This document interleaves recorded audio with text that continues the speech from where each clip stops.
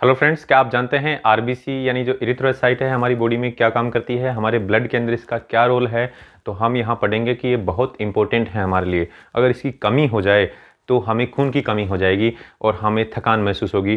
तो इसकी संख्या कैसे बढ़े हमारे शरीर में, इसमें ऐसा क्या होता है, यानी हमें खाने पीने में ऐसी कौन सी चीज़ें खानी चाहिए जिसकी वजह से आरबीसी की संख्या बढ़ेगी और हमें थकान महसूस नहीं होगी और हम बिल्कुल भी एक ऊर्जादायक कंडीशन महसूस करेंगे।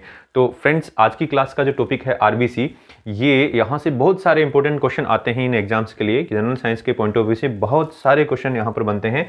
तो क्लास स्टार्ट करने से पहले चैनल को सब्सक्राइब कर दें, बेल आइकन को दबा दें ताकि आने वाली वीडियोज़ के नोटिफिकेशन मिलते हैं। इस वीडियो को लाइक और शेयर कर दें फ्रेंड्स। तो देखिए, इसके अंदर हम आज पढ़ेंगे रुधिर कणिकाएँ यानी ब्लड सेल्स। तो ब्लड सेल्स जो हैं यानी जो रुधिर कणिकाएँ हैं वो तीन टाइप की होती हैं, हमें पता है। रक्ताणु यानी इरिथ्रोसाइट, श्वेताणु यानी ल्यूकोसाइट, बिंबाणु यानी थ्रोम्बोसाइट यानी प्लेटलेट्स। तो यहाँ पर जो इरिथ्रोसाइट या रक्ताणु है, रेड ब्लड सेल्स, इनको हम आरबीसी कहते हैं, इनको डब्ल्यूबीसी और इनको प्लेटलेट्स। ये काफ़ी फेमिलियर हैं, बट आज की क्लास में हम आरबीसी को पढ़ने वाले हैं। ये देखिए, ये प्लेटलेट्स हैं, ये डब्ल्यूबीसी हैं विभिन्न प्रकार की। तो आज की क्लास में हम आरबीसी को पढ़ने वाले हैं। तो रुधिर कणिकाएँ जो हैं, ये जितनी भी रुधिर कणिकाएँ हैं तीनों प्रकार की, ये टोटल ब्लड का 45% वॉल्यूम यानी 45% वॉल्यूम घेरती हैं। और इनका जो प्रतिशत निकालने का जो तरीका है, जो प्रतिशतता है, उसी को बोलते हैं हीमोक्रेट। क्या बोलते हैं? हीमेटोक्रिट। सॉरी, क्या बोलते हैं? हीमेटोक्रिट। यानी जैसे मान लीजिए आरबीसी किसी वायल के अंदर सैंपल यहाँ पर भरा हुआ है ब्लड का, किसी वायल में ऐसे सैंपल भरा हुआ है। थोड़ी देर बाद में क्या होता है, इस वायल के अंदर जो जितनी भी ब्लड सेल्स हैं वो नीचे सेटल डाउन हो जाती हैं। और सेटल डाउन होने के बाद में वायल के अंदर, यहाँ पर बॉटम के अंदर सारी जो सेल्स हैं वो सेटल डाउन हो जाएगी और ऊपर केवल आपको यहाँ पर एक येलो कलर का फ्लूइड दिखेगा जिसको हमने प्लाज्मा बोला था। तो ये जो परसेंटेज है इसी को हम हीमेटोक्रिट बोल रहे हैं, ठीक है ना। तो हीमेटोक्रिट का ध्यान रखना है। अब आरबीसी, ये ब्लड सेल्स हैं वो 3 टाइप की होती हैं जैसा कि हमने पढ़ा था।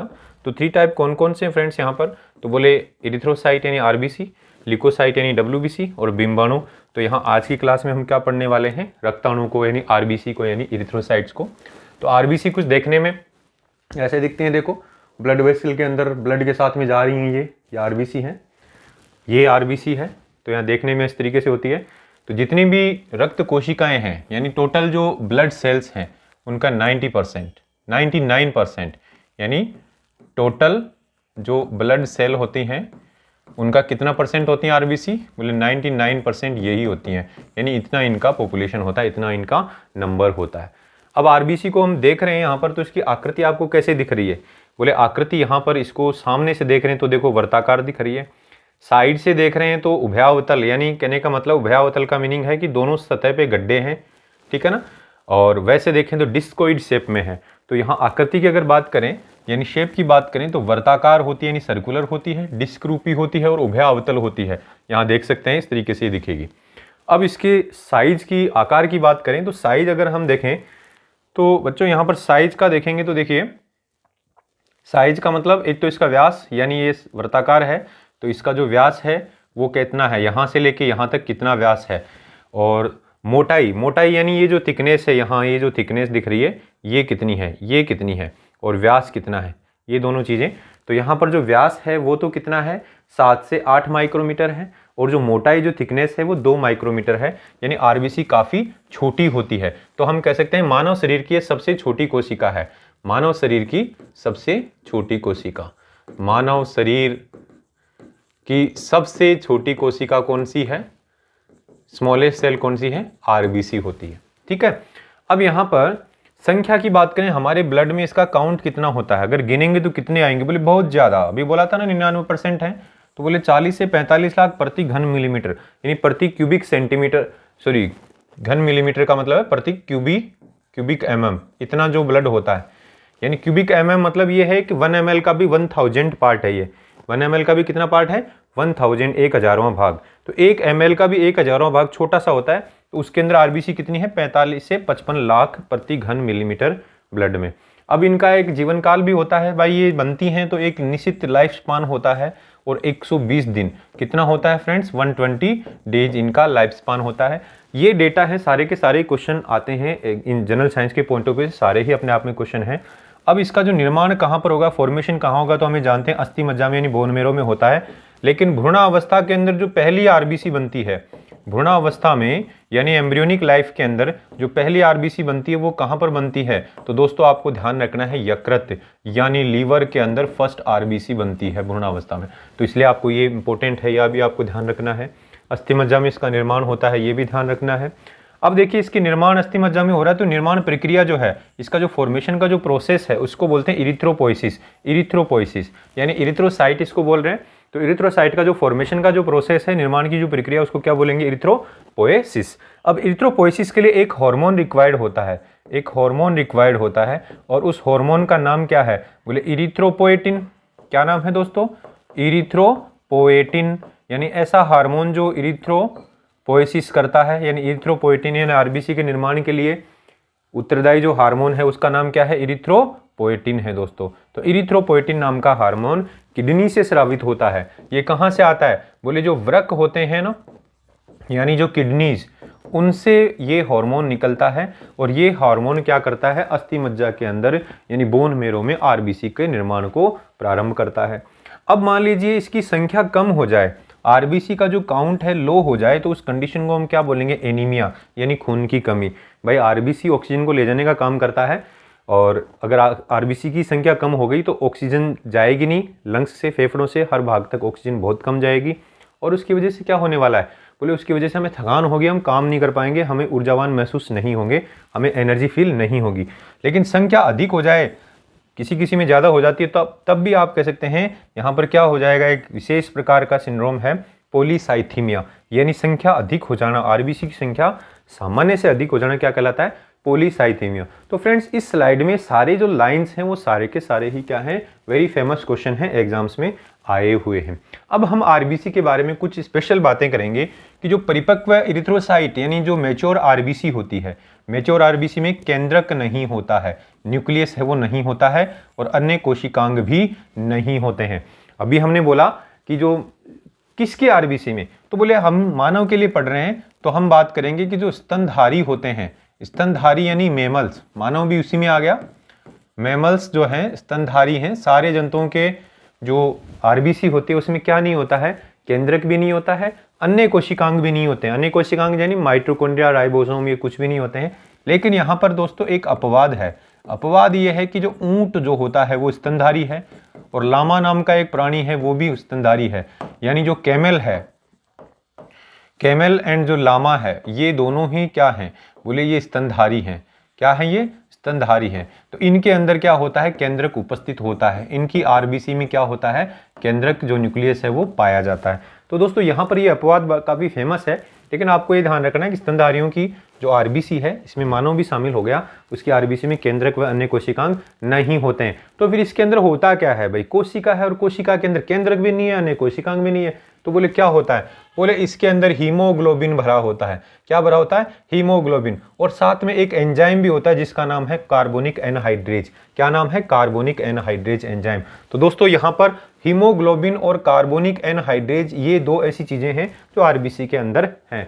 अब जो कार्बोनिक एनहाइड्रेज है ये क्यों है, बोले ये एक एंजाइम है। कार्बोनिक एनहाइड्रेज क्या है, एक एंजाइम है, और ये कार्बन डाइऑक्साइड यानी CO2 के परिवहन में सहायक होता है, CO2 को लाने ले जाने में ये सहायक होता है, CO2 के ट्रांसपोर्ट में इसका रोल है। तो आपको ध्यान रखना आरबीसी में कौन सा एंजाइम है, कार्बोनिक एनहाइड्रेज, और इसका काम क्या है, बोले CO2 का परिवहन करना। अब हीमोग्लोबिन कितना है आरबीसी में, तो हीमोग्लोबिन की जो मात्रा होती है 12 से 16 ग्राम प्रति डेसीलीटर, यानी 12 से 16 ग्राम प्रति 100 ml ब्लड में होती है। तो इसको हम ऐसे भी लिख सकते हैं 12 से 16% हीमोग्लोबिन। हीमोग्लोबिन को कैसे लिख सकते हैं, 12 से 16%। परसेंट का मतलब कि इतना 12 से 16 ग्राम है कितने में, 100 ml में। परसेंटेज जब लिखते हैं तो इसका मीनिंग आप जानते हैं कि वेट बाई वॉल्यूम, यानी कहने का मतलब 12 से 16 ग्राम वेट है ग्राम में, और वॉल्यूम कितना है, ml के अंदर है, 100 ml। तो यहाँ पर परसेंटेज लिखा हुआ है, तो आपको ये ध्यान रखना है 12 से 16 ग्राम प्रति 100 ml रक्त के अंदर ये है। ठीक है दोस्तों, काफी फेमस डेटा है। अब नर के अंदर यानी जो पुरुष है उसमें थोड़ा ज़्यादा हो सकता है, 14 से 16 तक हो सकता है। मादा के अंदर आप कह सकते हैं कि 12 से 14, 14.5 तक हो सकता है, इतना ये होता है। लेकिन यहाँ पर हीमोग्लोबिन काम क्या करेगा बोले, हीमोग्लोबिन ऑक्सीजन को लाने ले जाने का काम करता है, ऑक्सीजन के परिवहन का काम करता है, ऑक्सीजन के ट्रांसपोर्ट का काम करता है। तो अपने आप में ये सारे ही क्वेश्चन हैं। एक तो यहाँ पर कि केंद्रक उपस्थित या अनुपस्थित है, ये ध्यान रखना है। हीमोग्लोबिन और कार्बोनिक एनहाइड्रेज आरबीसी में होते हैं। कार्बोनिक एनहाइड्रेज का क्या काम है, हीमोग्लोबिन कितना होता है और इसका क्या काम है। ऐसे ही हम जानते हैं कुछ another fact about haemoglobin. Haemoglobin के बारे में हम यहाँ कुछ चीजें पढ़ने वाले हैं दोस्तों। तो हीमोग्लोबिन के बारे में क्या पढ़ेंगे, सबसे पहले तो इसका रंग कैसा रंग होता है बोले, लाल रंग होता है। लाल रंग का ये श्वसन वर्णक है। श्वसन वर्णक मतलब रेस्पिरेटरी पिगमेंट। अब ये लाल रंग का होता है, ये तो हमें पता है। तो आरबीसी का रंग इसी के कारण लाल होता है। तो आप कह देंगे कि आरबीसी, या फिर आरबीसी ही क्यों, हम ऐसे बोल देंगे ना कि हमारा जो रक्त है ना, रक्त का लाल रंग, रक्त का जो लाल रंग है वो किसके कारण होता है। तो दोस्तों आपको बताना है हीमोग्लोबिन के कारण, है ना। हीमोग्लोबिन के कारण रक्त का रंग लाल होता है। बहुत ही फेमस प्रश्न है, कई बार ऐसे आ जाता है कि रक्त का लाल रंग किसकी वजह से, तो पहला ऑप्शन आता है आरबीसी, तो वो गलत हो जाता है। आरबीसी की वजह से नहीं है, आरबीसी के भीतर जो हीमोग्लोबिन है उसकी वजह से रक्त का रंग लाल होता है। अब दोस्तों लाल रंग है इसका, और इसको हम बोल रहे हैं श्वसन वर्णक। श्वसन वर्णक यानी सांस लेने वाला वर्णक, वैसे तो शब्द की बात करें तो, लेकिन ये वेरी फेमस प्रश्न है। वर्णक का तो मतलब ये रंगीन पदार्थ है हीमोग्लोबिन, और श्वसन का मतलब ये गैसों को लाने ले जाने का काम करता है, श्वसन में सहायता करता है, इसलिए इसको रेस्पिरेटरी पिगमेंट यानी श्वसन वर्णक बोलते हैं। अब इसकी रासायनिक संरचना की बात करें तो ये क्या है दोस्तों, बोले ये एक प्रोटीन है। क्या हीमोग्लोबिन क्या है, एक प्रोटीन। प्रोटीन भी कैसा, संयुग्मी प्रोटीन। कैसा है, संयुग्मी यानी कॉन्जुगेटेड प्रोटीन है। अब इस संयुग्मी प्रोटीन का क्या मतलब है, बोले ऐसे प्रोटीन जिनके अंदर दो भाग होते हैं, एक तो अप्रोटीन भाग और दूसरा प्रोटीन भाग। तो यहाँ दोस्तों अप्रोटीन भाग भी होता है इसमें और प्रोटीन भाग भी होता है। अप्रोटीन यानी नॉन प्रोटीन भाग, और नॉन प्रोटीन भाग कौन सा है, बोले उसका नाम है हीम। क्या नाम है, हीम। और जो प्रोटीन भाग है उसका नाम क्या है, बोले उसका नाम है ग्लोबिन। तो हीमोग्लोबिन हो गया ना। तो हीमोग्लोबिन में हीम क्या है, वो अप्रोटीन भाग है, नॉन प्रोटीन भाग है, और ग्लोबिन क्या है, वो प्रोटीन भाग है। तो दोस्तों इस तरीके से दोनों भाग मिलकर क्या बना रहे हैं, संयुग्मी प्रोटीन। तो हीमोग्लोबिन को क्या बोल दिया हमने, संयुग्मी प्रोटीन। तो दोस्तों ये अपने आप में इंपॉर्टेंट क्वेश्चन है, ये आपको ध्यान रखने हैं, ठीक है। अब हम बात करेंगे जो हीम है, जो अप्रोटीन भाग है, उसमें एक तत्व पाया जाता है, क्या नाम है उसका, लौह तत्व, आयरन एलिमेंट। और वो किस अवस्था में पाया जाता है, बोले Fe+2। Fe+2 को हम फेरस बोलते हैं, फेरस अवस्था, ठीक है ना। आयरन की दो अवस्थाएं होती है, Fe+2 और Fe+3। तो Fe+3 को तो फेरिक और Fe+2 को फेरस। तो अब यहां पर आपको ध्यान रखना, हीमोग्लोबिन में आयरन किस रूप में होता है, लौह तत्व किस रूप में होता है, बोले Fe+2 यानी फेरस अवस्था में, ठीक है ना दोस्तों। फेरस अवस्था, फेरस आयन के रूप में होता है। तो यहां पर लौह तत्व है, हीमोग्लोबिन को बनाने में काम आ रहा है। अब ये हमने बोला कि हीमोग्लोबिन ऑक्सीजन को लाने ले जाने का काम करता है। हीमोग्लोबिन ऑक्सीजन को लाने ले जाने का काम करता है। तो हीमोग्लोबिन का एक अणु ऑक्सीजन के 4 अणुओं का परिवहन करता है। हीमोग्लोबिन का एक अणु कितना करता है, ऑक्सीजन के 4 अणुओं का परिवहन करता है। ये आपको ध्यान रखना है, ये डेटा आपको ध्यान में रखना है। यानी हीमोग्लोबिन का जो एक अणु है, देखिए हीमोग्लोबिन है, ये एक अणु है, ये ऑक्सीजन के 4 अणुओं को, यानी 4 अणुओं को ले जाने की क्षमता रखता है। तो दोस्तों एक हीमोग्लोबिन का अणु ऑक्सीजन के 4 अणुओं को ले जाएगा। लेकिन अगर हम ऐसे बोलें कि 1 ग्राम जो हीमोग्लोबिन है वो 1.34 मिलीलीटर ऑक्सीजन का परिवहन कर सकता है। 1 ग्राम हीमोग्लोबिन कितनी ऑक्सीजन ले जाता है, 1.34 मिलीलीटर ऑक्सीजन। और इसी को हम दूसरी भाषा में कह सकते हैं कि जो 100 ml रक्त होता है, 100 ml रक्त, वो कितनी ऑक्सीजन ले जाता है, बोले वो ले जाता है 20 ml। 100 ml रक्त में भाई 1 ग्राम हीमोग्लोबिन 1.34 को, तो 100 ml के अंदर अभी हीमोग्लोबिन कितना बताया था, 12 से 16, तो औसत मान लो 14 मान लो, 14.5 मान लो। तो 14.5 को इस 1.3 से गुणा करोगे तो 20 ml आ जाएगा। यानी 100 ml रक्त के अंदर हीमोग्लोबिन कितना है, बोले 14.5 ग्राम, ऐसे मान लो, औसत है ये, है ना। 100 ml रक्त में हीमोग्लोबिन कितना है, 14.5 ग्राम। 1 ग्राम हीमोग्लोबिन कितनी ऑक्सीजन लेके जाता है, 1.34, और जब इसको गुणा करोगे तो 20 ml आएगा। तो हम ऐसे भी बोल सकते हैं कि 14.5 ग्राम हीमोग्लोबिन जो कि 100 ml रक्त में है, वो कितनी ऑक्सीजन लेके जाएगा, 20 ml। तो हम ऐसे डायरेक्ट बोल देते हैं 100 ml रक्त 20 ml ऑक्सीजन लेकर जाता है। यानी 1 ग्राम हीमोग्लोबिन 1.34 ml लेकर जाता है। अब दोस्तों हम बात करेंगे हीमोग्लोबिन गैसों को लेकर जाता है तो गैसें इससे कैसे जुड़ती हैं, यानी हीमोग्लोबिन और गैसों का संयोजन यानी इनका एसोसिएशन बनता है, कैसे बनता है। बोले हीमोग्लोबिन जो है वो ऑक्सीजन से भी जुड़ता है, हीमोग्लोबिन ऑक्सीजन से भी जुड़ता है यानी Hb+O2 इससे जुड़ेगा तो बोले क्या बनेगा, ऑक्सी हीमोग्लोबिन बनेगा।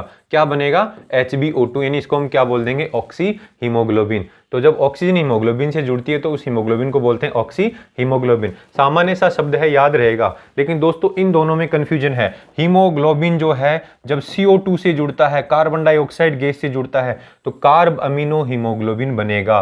क्या बनेगा, कार्ब अमीनो हीमोग्लोबिन। लेकिन हीमोग्लोबिन जब कार्बन मोनोऑक्साइड गैस यानी CO से जुड़ता है तब कार्बोक्सी हीमोग्लोबिन बनेगा। क्या बनेगा, कार्बोक्सी हीमोग्लोबिन। दोस्तों यहाँ इंपॉर्टेंट ये है कि हम जब ऐसे पढ़ते हैं कि जब कार्बन डाइऑक्साइड हीमोग्लोबिन से जुड़ता है तो हमारे सामने अगर ऑप्शन ये आ जाए कि क्या बनेगा, बोले कार्बन डाइऑक्साइड हीमोग्लोबिन से जुड़ेगा तो कार्बोक्सी हीमोग्लोबिन पहला ऑप्शन आ जाए तो हमें लगेगा कि कार्बोक्सी बनेगा क्योंकि कार्बन डाइऑक्साइड जुड़ रहा है। लेकिन यहाँ ये गलत है। हीमोग्लोबिन से जब कार्बन डाइऑक्साइड गैस जुड़ती है तो उस हीमोग्लोबिन को कार्ब अमीनो हीमोग्लोबिन बोलते हैं। लेकिन हीमोग्लोबिन से जब कार्बन मोनोऑक्साइड गैस जुड़ती है तब हम बोलते हैं उसको कार्बोक्सी हीमोग्लोबिन। तो ये तीनों आपको ध्यान रखने हैं। अब तीनों गैसें हीमोग्लोबिन से जुड़ती हैं यानी तीनों हीमोग्लोबिन से प्यार करती हैं, यानी तीनों की एफिनिटी है हीमोग्लोबिन से। तो किसकी ज़्यादा और किसकी कम है, तो ऑर्डर ऑफ एफिनिटी, तो सबसे ज़्यादा एफिनिटी है वो किसकी है, बोले कार्बन मोनोऑक्साइड गैस है, वो सबसे ज़्यादा हीमोग्लोबिन से जुड़ती है, एफिनिटी रखती है। फिर ऑक्सीजन और फिर CO2 है, फिर ऑक्सीजन है और फिर क्या है, CO2 है। तो दोस्तों ये बंधुता का क्रम आपको ध्यान रखना है, वेरी वेरी इंपॉर्टेंट,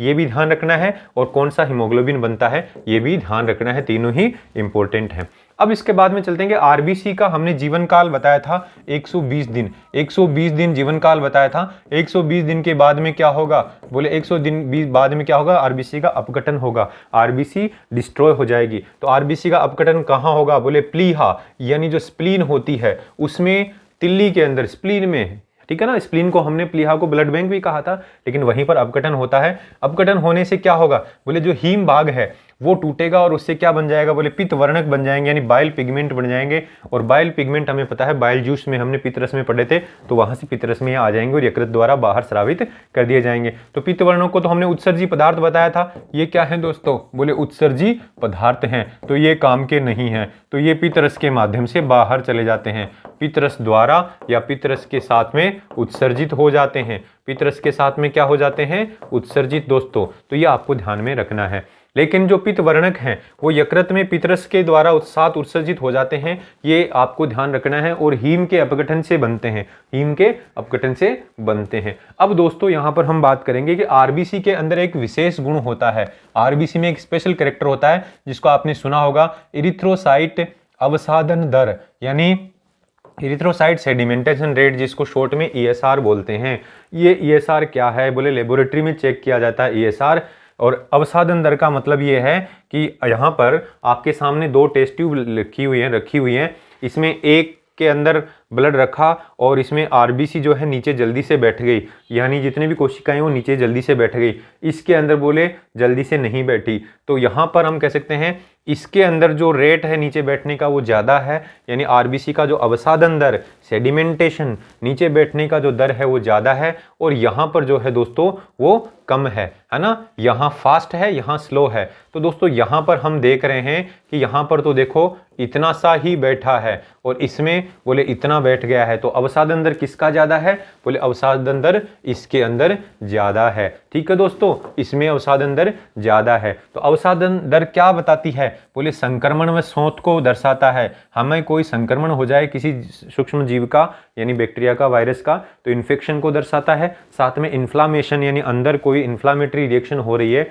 उसको दर्शाता है, जैसे आर्थराइटिस वगैरह। तो ESR, बढ़ा हुआ ESR इनको बताता है, बढ़ा हुआ ESR। अब ESR की जो इकाई है, मापने की जो इकाई क्या है, तो बोले वो है मिलीमीटर प्रति घंटा। क्या है दोस्तों, मिलीमीटर प्रति घंटा, यानी mm/h, यानी ऐसे होता है। तो यहाँ पर 1 घंटे में कितना mm नीचे गया है, 1 घंटे में कितना mm नीचे बैठा है, यही होती है। तो इसकी औसत जो दर होती है वो 0 से 22 होती है। ठीक है ना, औसत दर कितनी होती है, 0 से 22 पुरुषों में और 0 से 29 किसमें, महिलाओं में। हालांकि ये आपके ज़्यादा काम का नहीं है, आपको इसकी इकाई याद रखनी है, इसका क्या है, तो लेबोरेटरी में ESR चेक करके हम ये बता सकते हैं। ठीक है दोस्तों, ऐसे ही आरबीसी के अंदर एक विशेष गुण और होता है रोलेक्स निर्माण, यानी रोलेक्स फॉर्मेशन। रोलेक्स फॉर्मेशन है तो बोले ये कब होता है, बोले हमारे रक्त में प्रोटीन की मात्रा जब अनियमित हो जाए, प्रोटीन की मात्रा एबनॉर्मल हो जाए, तब ये होता है। और इसकी वजह से किसी रोग का वैसे पता नहीं चलता है, ये अविशिष्ट पैरामीटर है। लेकिन रोलेक्स फॉर्मेशन का मीनिंग क्या है, तो बोले हमारी आरबीसी डिस्क शेप में होती है। हमारी आरबीसी कैसी होती है, ऐसे डिस्क शेप में होती है। तो एक आरबीसी के ऊपर दूसरी आरबीसी क्या होती है, ऐसे चिपक जाती है और ऐसे रोलेक्स बनाती है। इसको बोलते हैं रोलेक्स फॉर्मेशन।